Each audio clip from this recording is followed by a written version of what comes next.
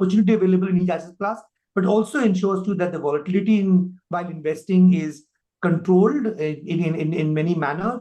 The multi-asset allocation fund from HSBC AMC is a very, very interesting instrument to really look forward to. Please come forward and talk to your financial advisor and definitely decide to put in some money here. It is going to be a great investment. Chiru, Mahesh, very, very thankful to you for having spent this time with us. We obviously wish you all the very best for the fund and for the investment decision that you take. And look forward to talking to you again very, very soon. Yeah. Thank you. Thank you for this interesting conversation. Pleasure. Super. Thanks, Chiru. Thanks, Mahesh. Bye-bye. Thank you. Bye. Bye all.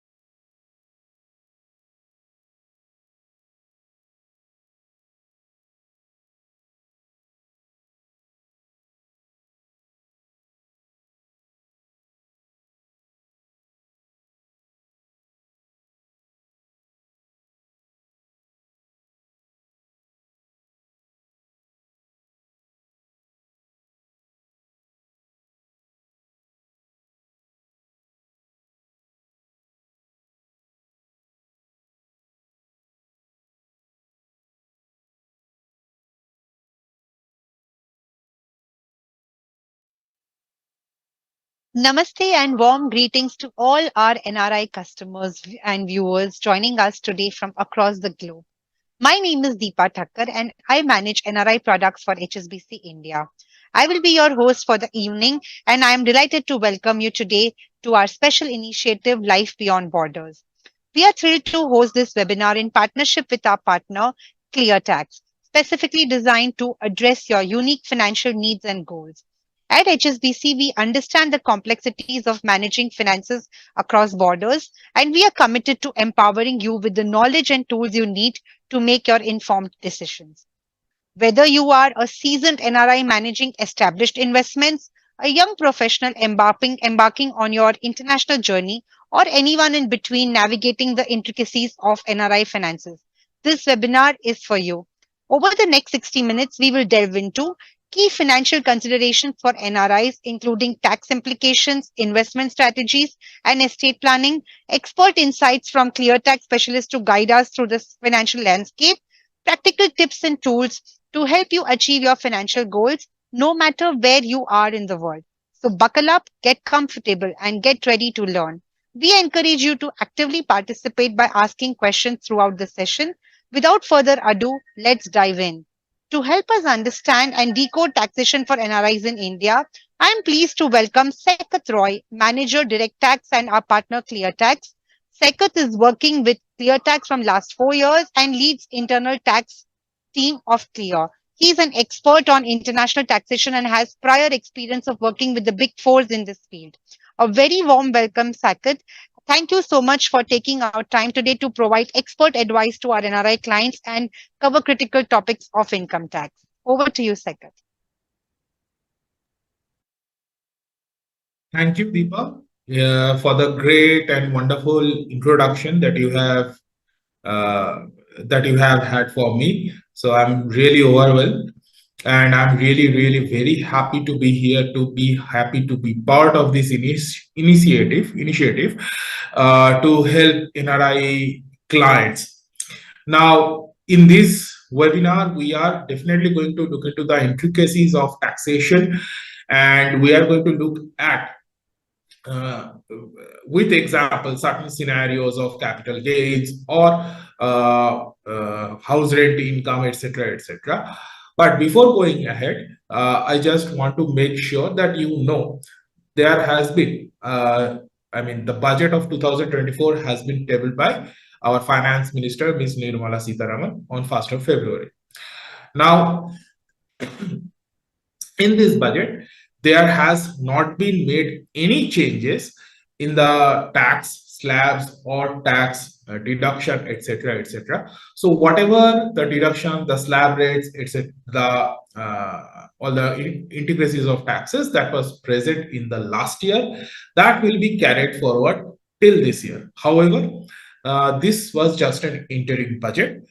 So once a final budget is table, then we will get to know what will be the ramification of it. Now, as of now, there is no changes as such. And once the elections are over and we get to know about the government, after that, we will get to know about the full-fledged budget. Now, having said that, let's dive right into the implications of taxation for non-resident Indians, right?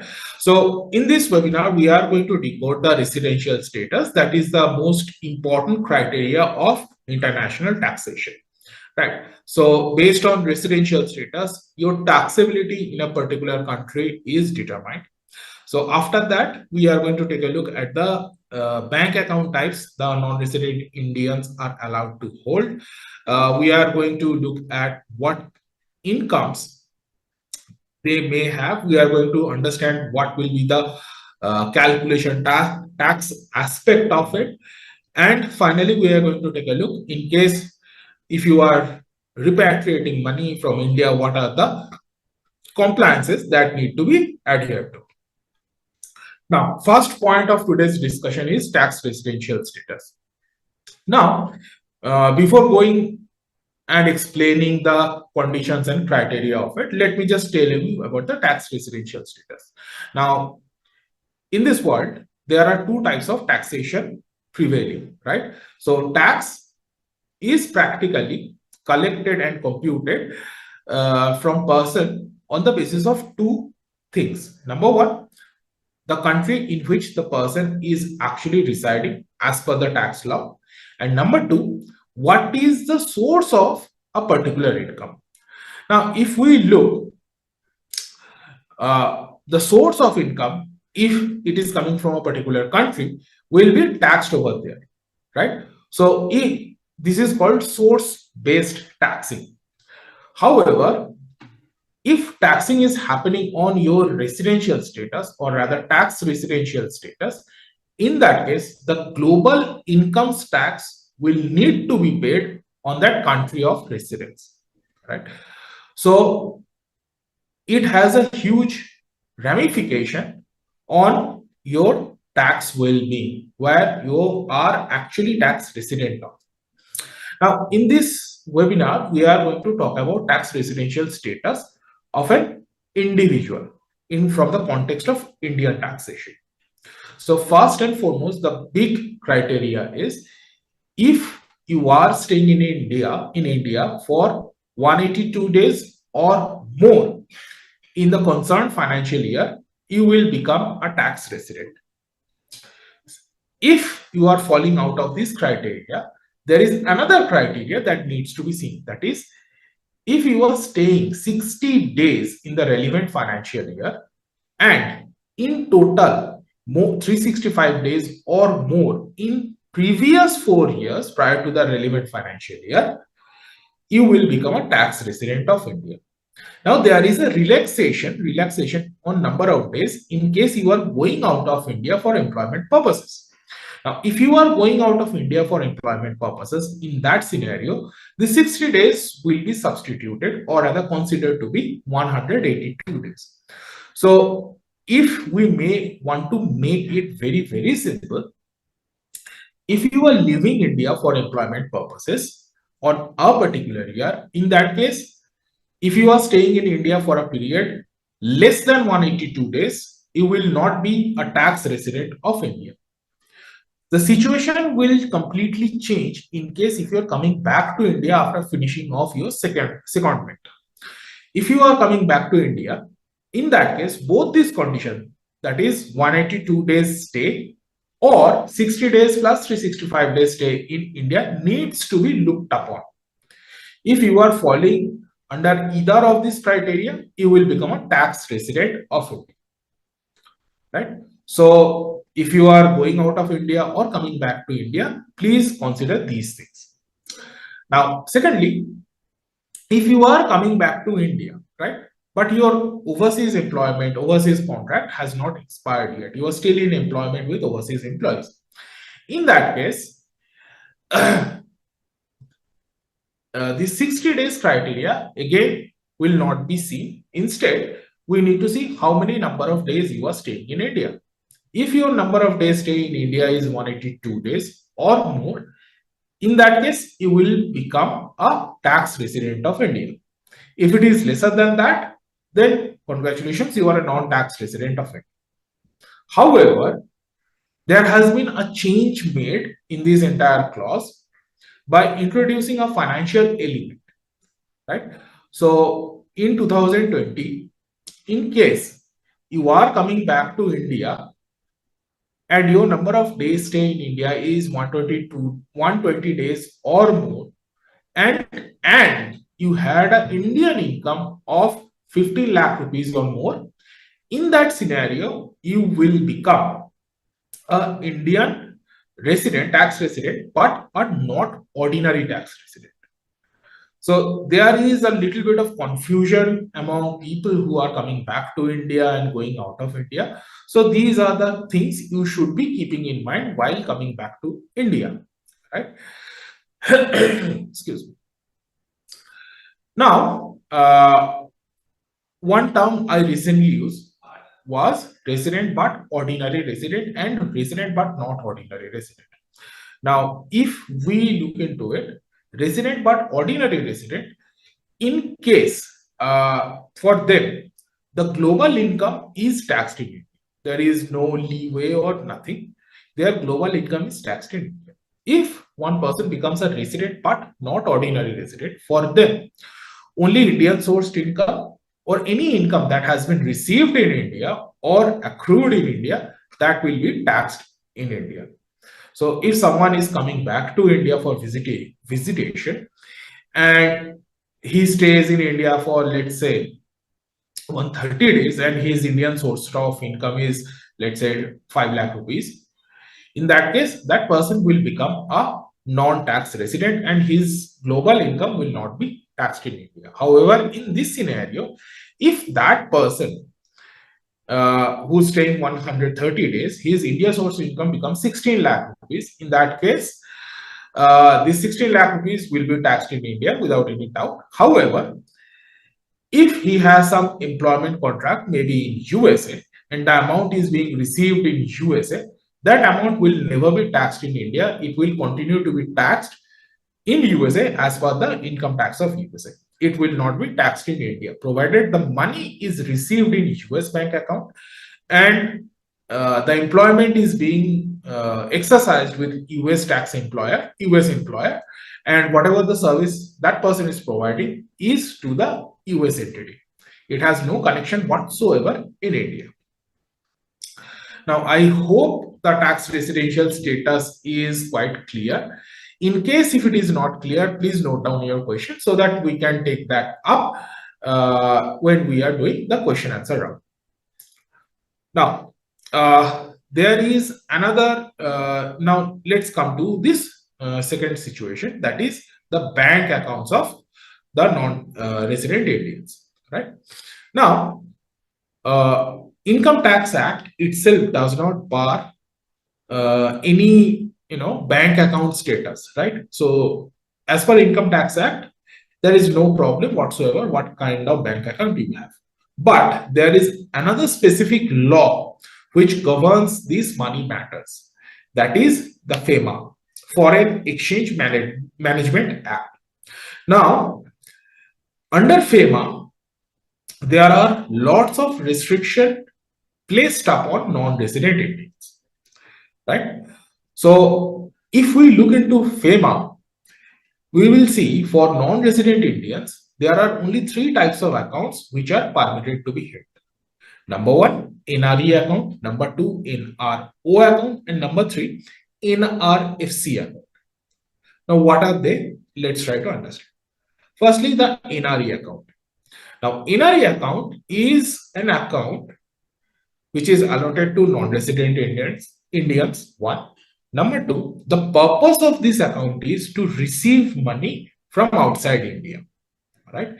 Even though the NRI branch or NRI account is located in India, for the purpose of FEMA and income taxes, it will be deemed that the account is located outside India. And if you are sending money into this NRI account, it will not be considered that that money has been received in India. Thus, whatever amount is received in this account from outside India, that will completely fall out of the ambit of Indian taxation. Not only that, any amount of interest that you earn on this type of account, NRI account, that will also not be taxed in India. And NRI account has this specific purpose of receiving the money from outside India. Number 2, that is NRO account. Now, NRO account is also issued to non-resident Indians, but the purpose of this account is completely different. Now, NRI account was used to receive money from outside India. NRO account is used to receive money originating in India, right? Maybe let's take a situation wherein you have some FDs in India, right? So whatever amount of interest that you earn on those FDs, that will be debited to this NRO account. That will be deposited to this NRO account, right? So the purpose of NRI and NRO account are completely different. Also, NRO account will deemed to be located in India, or rather they will be considered to be located in India. So whatever amount you are earning on them, whatever amount is being deposited on them, that will be taxed in India. Obviously, this goes without saying. If you are transferring money from NRI to NRO account, it will not be taxed. But any additional amount of money in form of income you are getting from FD interest or capital gains or dividend income, whatever it may be, or rental income, that will be within the purview of income taxes. And any amount which is earning interest on this NRO account will be subjected to TDS as well. Now, there is another special type of account present for non-resident Indians, that is NRFC account, which is foreign currency non-resident account. Right? Now, foreign currency non-resident account is actually a fixed deposit account, right? Fixed deposit account, and you can deposit the money in it in foreign currency form, right? So, if you are afraid of foreign currency fluctuation, in that case, you can deposit the money in this NRFC account in foreign currency form, and you will be immune from the fluctuation, right? And again, this NRFC account is considered to be located outside India, thus it is not taxable. Any amount of interest that you are earning from it is not taxable. Now, NRO account and NRE account both have the option to open up a fixed deposit, and its taxability is determined based on the account they are opened. Right? Now, we are going to take a look at the various sources of income of non-resident Indians over here in India. Firstly, rental income.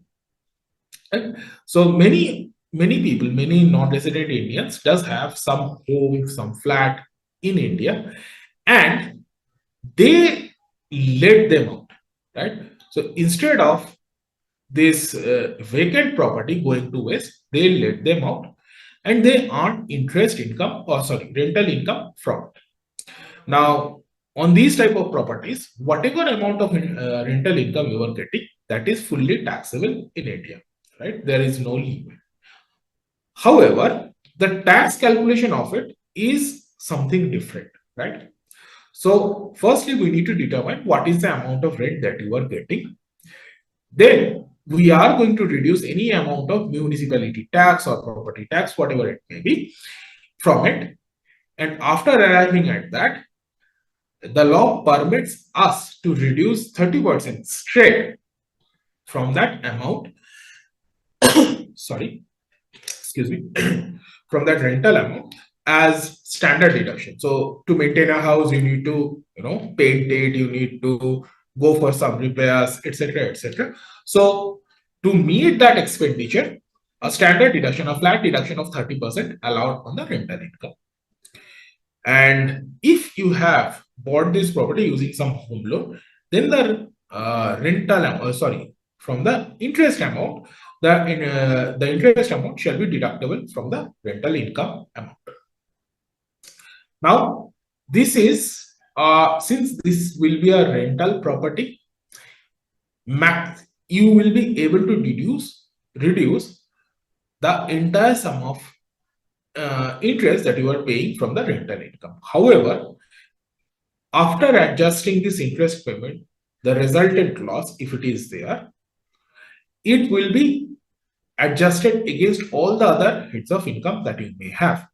However, such set-off will be capped to 2 lakh rupees. Remaining loss can be carried forward up till 8 years.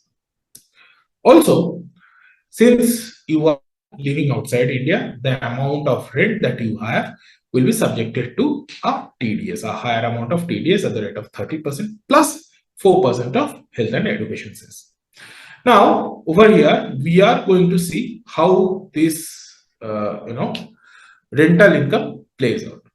Now, for this, we have taken a token amount of rental income, that is 40,000 rupees per month. So, if you are getting that amount for the entire year, so your rental income from this property will become 4,80,000 rupees. Now, we are assuming you are paying some amount of municipality tax, and let's say it is coming to 25,000 rupees. So, this entire amount of 25,000 rupees will be deducted, right? And after deducting it, we will get to know what is the net rental income. Now, from this net rental income, we are allowed to deduct 30% of standard deduction, which will come to 1,36,500 rupees, right? And after reducing that, we are also going to reduce the interest component of the home loan, right? Now, since this is a let out property, the entire amount of interest is allowed to be deducted. So we are reducing the entire 225. And finally, after reducing all this thing, we come to know about the total taxable rental income, which will be 93,500 rupees. Now, this is how the rental income is computed, right? Now, you may have 2 properties, 3 properties, or 4 properties. The same computation method shall be followed for all the rental properties. Couple of things you should know, that municipal tax deduction is allowed to you on payment basis. So if you have not paid municipal tax for a particular year, in that year, you will not be able to deduct municipality tax. However, in the next year, subsequent year, if you are paying 2 years municipal taxes together, you will be able to reduce both the amounts. Now, there are also other sources of income. For example, interest income is present, dividend income is present. You can receive gift from your friends, family, etc., etc. Now, normally the interest and dividend income is taxable, and it will be subjected to a TDS of around 30% plus health and education cess, right? And in case you are getting gifts from your friends, right, that is generally not taxable unless it is crossing 50,000 rupees. Now, 50,000 rupees limit is clubbed for all, friends' gifts. So, for example, from one friend you have received 20,000 rupees worth of gifts. Another friend you have received another 30,000 rupees worth of gifts. From another friend you have received 10,000 rupees worth of gifts. So, if you see, individually, none of them has given gift to you more than 50,000 rupees. But taken together, the amount actually goes beyond 50,000 rupees and lands up on 60,000 rupees. So on that entire amount of 60,000 rupees, you are supposed to pay the taxes. And it should be part of your taxable income as well. Now, these two were the main 2 sources. However, there are another source which is rapidly getting popular among the non-residents. That is capital gains, right? Now, capital gains is you are holding some asset, you are selling off that asset and getting some gains from it, right? Now, capital gains is actually the gap amount between buying and selling, right? Now, capital gains over here in India are of 2 types: long-term capital gains and short-term capital gains. Now, long-term and short-term capital gains will determine on the duration of you holding that asset, right? Now, if an asset is held for a period not exceeding 36 months, then it is treated as short-term asset. This is the general concept. However, there are two exceptions to it. Number one, in case you are holding a listed security, right, over here in India. Now, listed security in this context would mean any security which is listed in any recognized stock exchange of India, right? The point here to be noted is recognized stock exchange in India, right? If the stock exchange is not located in India, it does not matter what the stock exchange is, it will not be considered to be a listed stock. So many of you may have some shareholding in London Stock Exchange or NSE. Those, for the purpose of Indian taxation, will be considered to be a unlisted share, right? So only Indian listed share or Indian equity oriented mutual fund, if you are holding them for a period up to 12 months, then it is considered a short term. So the gap or the holding period is significantly shorter than all the other general class of asset. Now there is another case, or rather another 2 cases. One is for your immovable property, that is house, flat, etc., etc. If you are holding them for a period not exceeding 24 months, in that case, that will be considered to be a short-term capital gains. And if you have some unlisted shares of India, maybe you have invested in any startup, right? Or any private limited organization, private limited company, and you are disposing them of. In that scenario, the term is again 24 months, right? So in case you are selling off a property, a flat maybe, then if it is held for a period up to 24 months, it will be considered to be a short-term capital asset, and consequently you will receive short-term capital gains.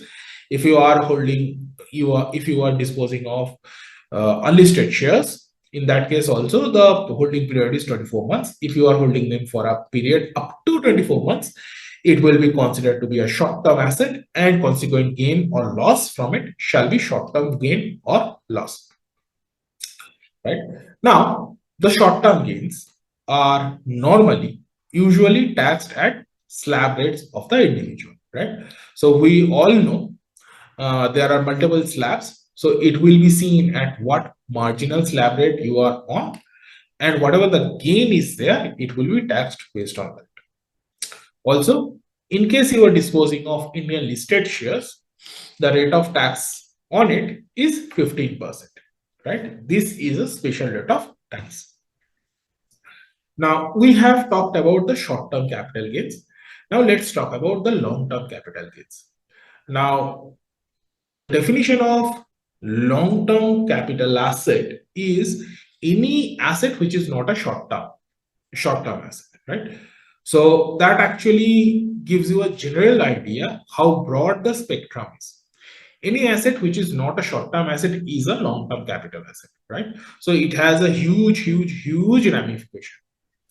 Now, long-term capital asset has a general tax rate of 20%, right? This is a general tax rate. However, there are certain special cases where a special rate of tax is also mentioned. For example, if you are selling of Indian listed shares and equity mutual fund, in that case, the rate of tax is 10%. Not only that, from the gain, you are allowed to deduct, there is a deduction allowed up to 1 lakh rupees or the gain amount, whichever is low. So how this will play out is, firstly, the entire amount of gain is made part of your total taxable income. From that total taxable income, 1 lakh rupees is not reduced, but at the time of computation, that 1 lakh rupees is never considered, right? So if you see, you will see there is a small variation because of this, right? So be mindful of it.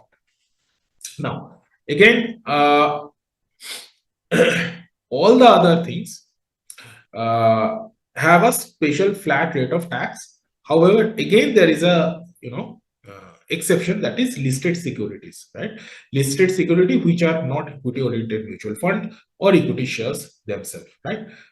Listed bonds can come under it. Now they have a tax rate of 20% with indexation benefit or 10% without indexation benefit, right? Both the scenarios need to be considered and determined which approach will give you a maximum benefit. Now, over here, a question may come, what is indexation? Indexation in simple term means cost upliftment, right?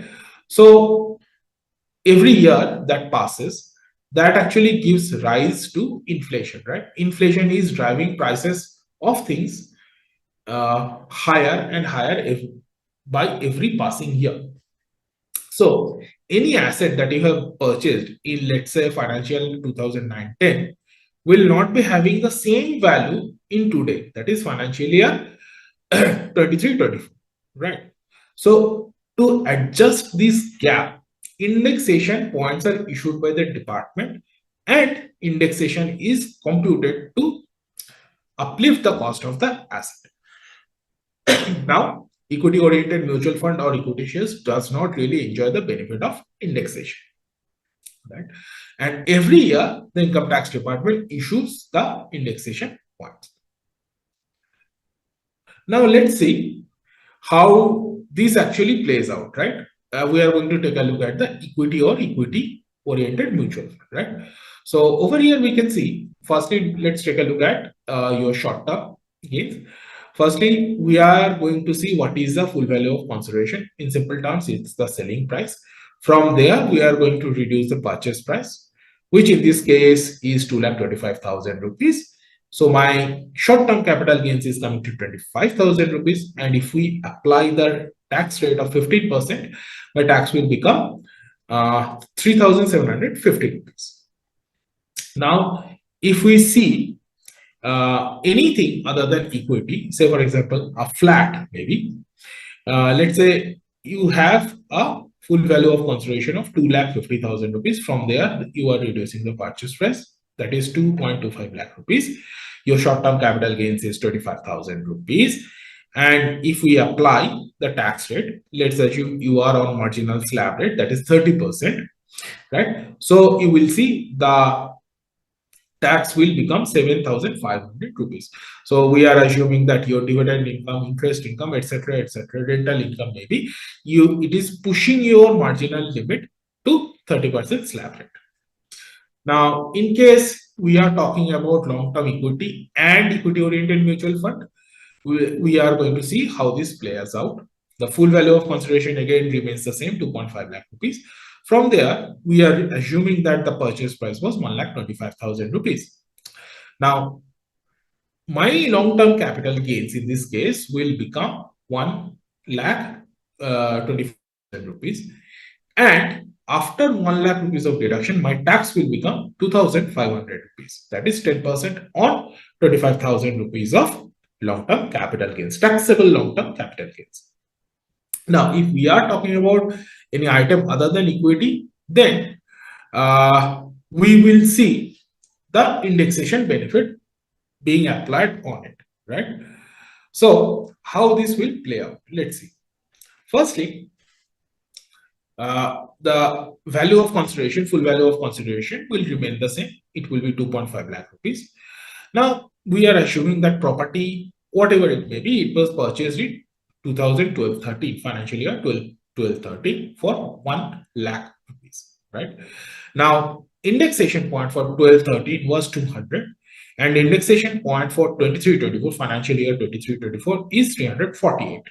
Now, if we want to determine the indexation price, index price of it, then firstly we need to deduct or rather divide this 1 lakh rupees by 200 and then multiply it by 348, which will give us an indexed cost of acquisition of 1,74,000 rupees. And my long-term capital gain, my long-term capital gains in this case will be 76,000 rupees. And if we apply 20% tax rate, my total tax will be 15,200 rupees. Now, on this 15,200 rupees, whatever the tax we have considered, it will be supplemented as well by health and education cess of 4%. Not only that, if your income is crossing a certain threshold limit, you may be subjected to surcharge as well. Now, what can be a tax saving strategy on capital gains? Now, firstly, we have to understand that tax saving on capital gains only happens in case we have long-term capital gains. Tax saving opportunity is not available on short-term capital gains. Now, the tax saving can happen under 3 different sections altogether. That is section 54, 54F and 54EC. Now, section 54 is actually talking about if you, in case you are selling of a property which is held for a long-term period, that is more than 24 months, and if you are investing the gain amount in purchase or construction of a house property, a flat maybe, in that case, the gain amount will not be taxed in your hand. The point to be noted is you need to invest the gain amount, not the entire sale proceeds. However, in case you are purchasing the property, the purchase needs to happen within a period of 2 years. In case you are constructing a property, then the construction needs to be done within a period of 3 years, right? Also, a situation may also come wherein you have purchased a property previously. Now you are selling off a property. In this case, the gap between these two events, that is selling of a property and buying a property and then selling of another property, this gap between these two events should not be more than 1 year. It should be lesser than that. Then only you will be able to take the benefit under section 54, right? Also, in case you are unable to invest this gain into a new property, you have to deposit the sum. You have to deposit the sum into a special capital gains account, that is CGS's, capital gains savings scheme account. But that investment need to be made within the return filing due date. So if you are unsure that whether you will be able to find a good property and make the investment within this time period, then it's wise to deposit this sum into capital gain savings scheme account. Now, if you are depositing the money into capital gain savings scheme account, you will get this time period, that is 2 years, within which you need to purchase this property. In case you want to purchase the outright property, you know this property I am going to purchase, right? In that case, you have the option to invest in this property till the return filing date. Now, the funny point is you have the date, that is return filing date, right? It's not 31st July in this case. It is 31st of December, right? So if you are looking to make investment, right, outright, if you are not in dilemma at all, you know this is the property I'm going to buy, then there is no need for you to deposit the money in CGSS scheme. You can directly buy the property, but that purchase need to happen before 31st of December. If you are unsure whether what property to buy, if you are looking 5, 6, 7, 8, 10 properties, and you still are not sure which property you are going to buy, in that case, it's better to open up a capital gain savings scheme account and deposit the sum. Then you will have a long time in your hand to invest the money. Now, there is another section, that is section 54F. Now, section 54 only talks about selling of a property and buying a property. Section 54F actually talks about in case you are selling off any long-term asset other than a property and using the money to buy a property. Now, to get the entire gain exempted, you need to invest the entire sum of money, entire amount of sale proceeds that you get, right? If you are not buying a property with the entire amount, then proportionate gain will be taxed in your hand, right? So if you are planning to take exemption under 54F, you have to be very cautious that how much money you are actually investing. Now, there is a definite gap between section 54 and 54F. That is, in section 54, you needed to invest only the gain amount.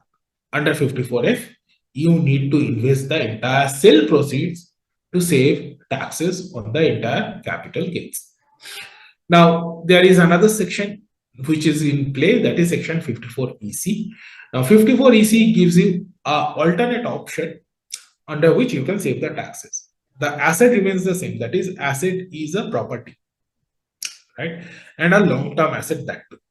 So if you are selling off a long-term asset, that is a house property, and you are investing the money, investing the gain amount into a specific bond, right? You can certainly do that. However, the bonds are specified in nature. There are only 3-4 bonds present right now, and they are called section 54EC, EC bonds. Now, RECL bonds are one of those bonds. IRFC bond is also another bond. PFC bond is also another bond in this context. So if you are planning to sell a house and don't want to purchase another house, you can consider investing the gain amount into 54EC bonds. The point is, these bonds have a lock-in period of 5 years. Secondly, the gain need to be invested in this type of bond within a period of 6 months from the date of transfer, the date of sale. Excuse me. Right now, At this point of time, we are going to take a look at capital gains in case of sale of house. Now, we are assuming the property was held for 24 months or more, right? So it becomes a long-term capital gains. Now, since this is a long-term capital gain, you can avail the indexation benefit on the purchase price of the property. If you have done any improvement on that property, for example, you have completely redone the flooring, right? You have completely redone the wiring, right? All those heavy costs that you have incurred to improve the property, increase the life or increase the value by manyfold, right?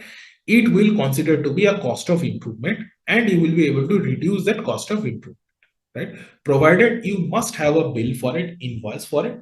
And secondly, you must be paying this amount through banking channel, a TS, an EFT, or draft, or check, whatever it may be. Check means account paycheck, obviously. That if you are paying these sums using this mode, through electronic mode or banking channel, this amount will be deducted, right? And if you are paying some sort of brokerage for this, then it will also be reduced, right? And you can take section 54 or 54 EC benefit to save capital gains. Now, I hope this part is clear. Now let's talk about the tax compliance, mostly outward remittance. Now, in case you are remitting the money outside India, in that case, two particular forms need to be submitted. Number one, form number 15CA, and number two, form number 15CB.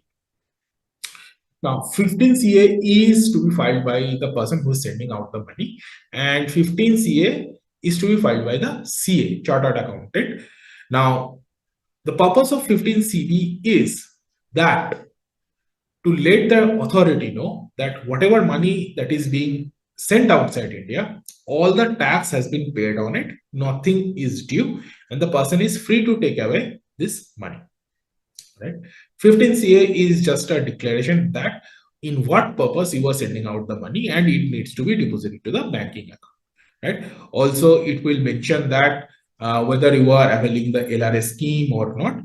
So 15CA is mandatorily to be submitted to the banker so that they can send out the money, right?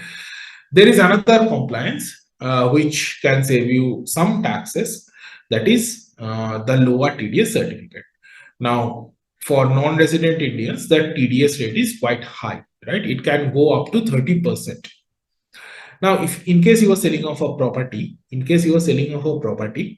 that case, on the entire sale amount, 30% TDS could be levied, right? Or 20% TDS could be levied, right?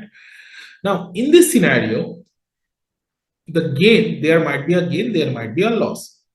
In any which way, the TDS amount, a huge amount of TDS, will be blocked by the income tax department. Only when you submit your tax return and it gets processed, you will be eligible for refund, if at all any. Now, to unblock this amount, what you can do is you can ask the assessing officer for a lower TDS certificate showing him the entire gains calculation, right? Your gains calculation, your tax computation, whatever it may be, or rather whatever is there to prove that you are subjected to a lesser rate of tax. Thus, a lesser rate of TDS should also be allowed to you. Now, in this scenario, you have to make an application to the assessing officer. You have to visit the assessing officer and get this order done. Only once it is done, you need to submit this form to your payer, right? In case you are selling off a property, and they will deduct TDS at a lesser rate. Now, in case you are sending money to India, there is no tax compliance as such, but while remitting the sum, you should be sending the money first to NRO account, then it should be distributed to any other accounts. Now, we are going to talk about a little bit of DTAA, because many of you are having certain incomes in India, but you are located outside India. You have become a tax resident of a different country altogether. Now, at the beginning of this session, I have mentioned there are two ways of taxing a particular income: source basis and tax residency basis.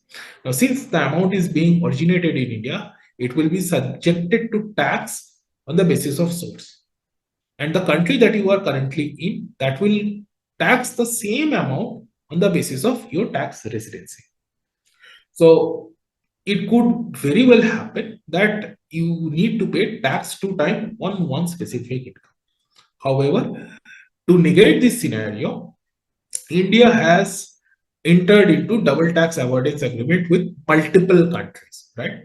So what will happen in this scenario? Whatever amount you are getting over here in India on which you are paying the taxes, the amount of tax that you are paying can be claimed as credit in your residency country, right? Maybe you have some FD interest originating in India, say 1 lakh rupees, for which you have paid, let's say 20,000 rupees of taxes, right? Now you need to offer this 1 lakh rupees in USA, and in return you will get a tax credit of 20,000 rupees. That is the tax amount you have paid in India.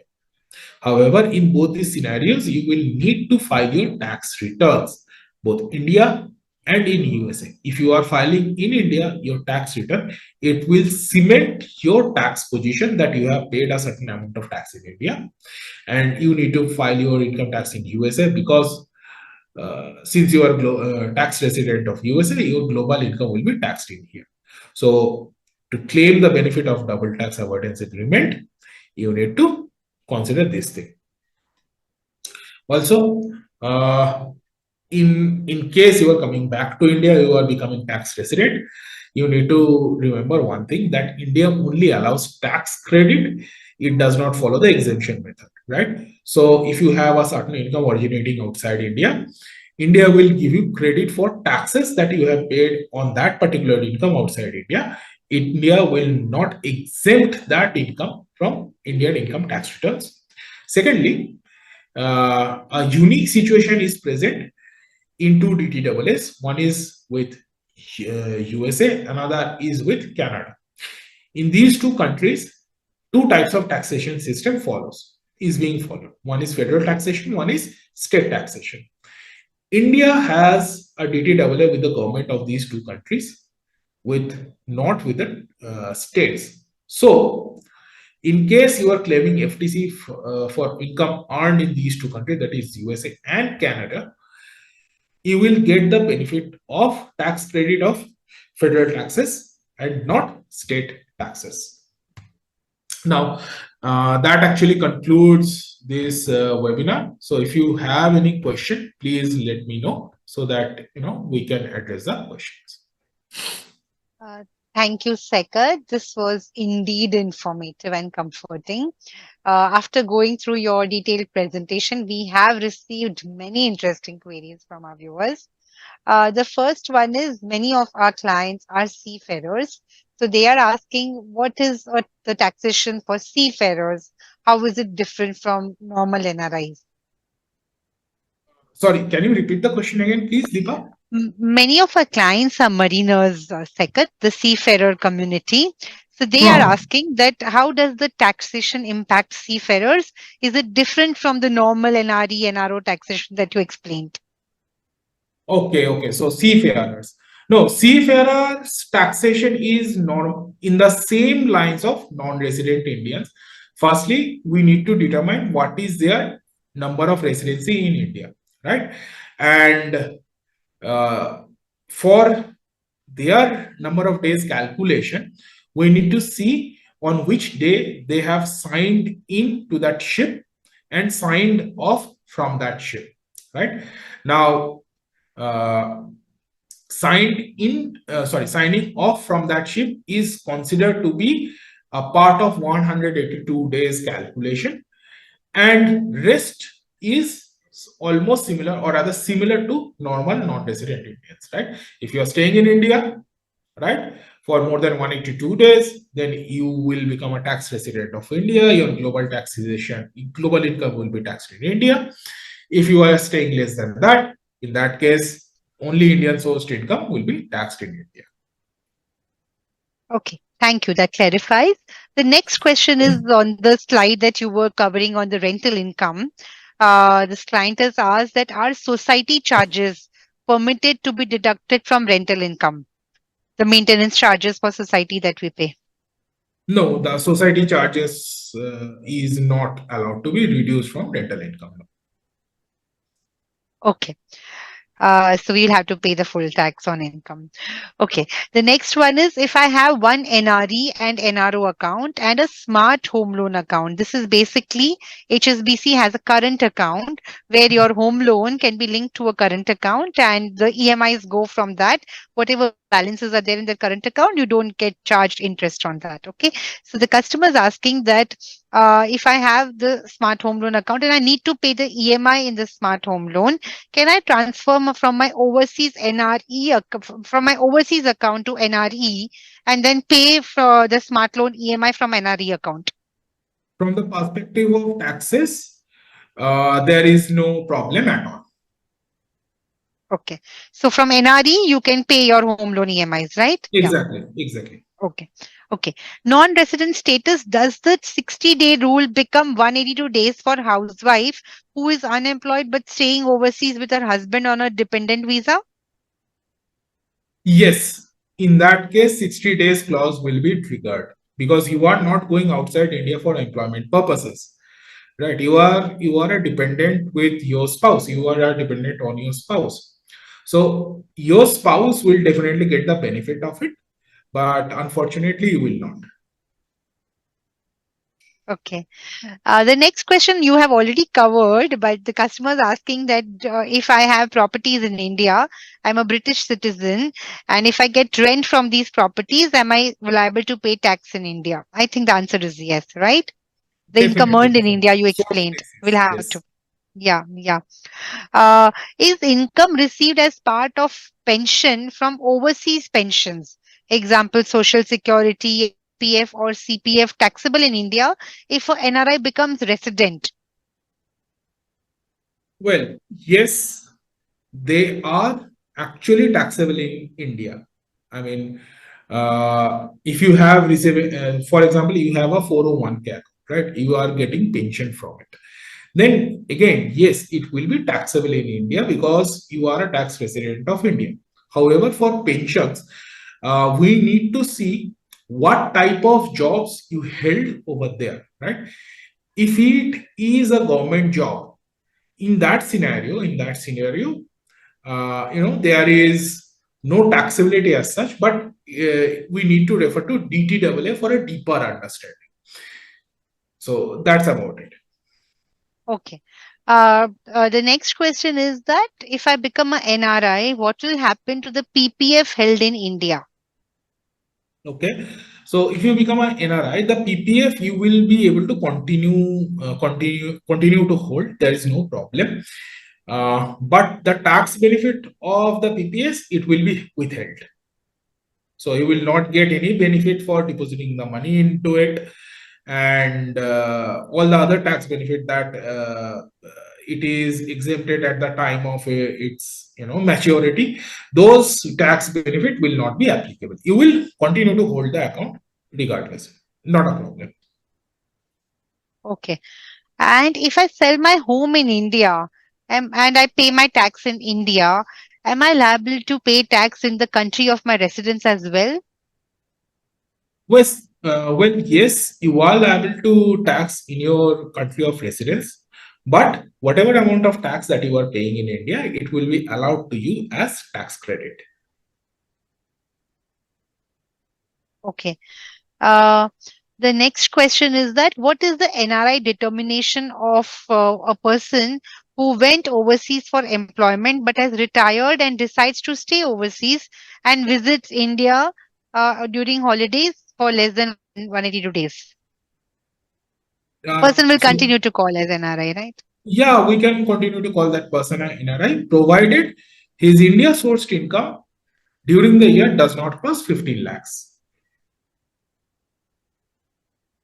Okay, so the income also has to be considered for the status of the client. Exactly. Okay. Okay. The next question is the US considers source of income of gains on personal property as based on residence of the taxpayer. This would apply to capital gains on listed equity. However, India considers gain on listed equities of Indian companies to be India's source income. Which position is right in this case? Will India give foreign tax credit to US person who have such gains as they have to pay tax in the US? Okay, right. So if we are talking about Indian listed shares, right, Indian listed shares, in that case, the you know the taxability attached under 112A, section 112A, that is the section that governs the taxability of listed shares, that will be triggered, and you need to pay taxes on that. And USA obviously will consider this to be your global income, and they will pay, I mean, they will compute the taxes, collect the taxes from it. And whatever amount of FTC foreign tax credit is present, you will be getting it. But again, we need to see the DTAA, because if we are unable to see the DTAA, it will be very difficult to navigate through the maze of this taxation. Understood. So this will definitely need some help from your team, and our customer can reach out to you for more details. Sure. The next one is, which ITR form is ideal for NRIs with rental properties? Which ITR?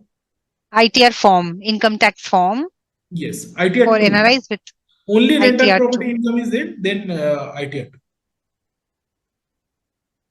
Are there any provisions for advanced tax for NRIs? Yes, if the tax liability is more than 10,000 rupees, they are subjected to advanced taxes. Yes. Okay. The next question is, if I get payout for a life insurance policy after 10 years of premium, how does taxation work for NRE and NRO accounts? Okay. So life insurance policy premium, normally, if the premium amount is not exceeding 10% of the coverage value, it is not taxed in India. So we need to look into that. Secondly, any insurance policy that is issued in India, that will be considered as Indian sourced income. So if it is taxable in India, that is the premium amount is more than 10%, that will be taxed. Secondly, the amount should be landing in your NRO account, not NRE account. Absolutely. Anything in India will be part of your NRO account. Anything outside India will be part of your NRE account. What is the tax implication for staying in India for 344 days over the last 2 years due to medical reasons? We were not able to go back to our country of residence. In this context, you will become a tax resident of India. Right. In last Okay. 2 years, if they have stayed 344 days, and this year we need to see how many days they have stayed.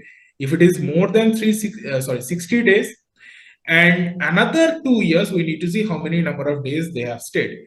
So looking at the figures, there is a possibility they have stayed more than 365 days in last 4 years.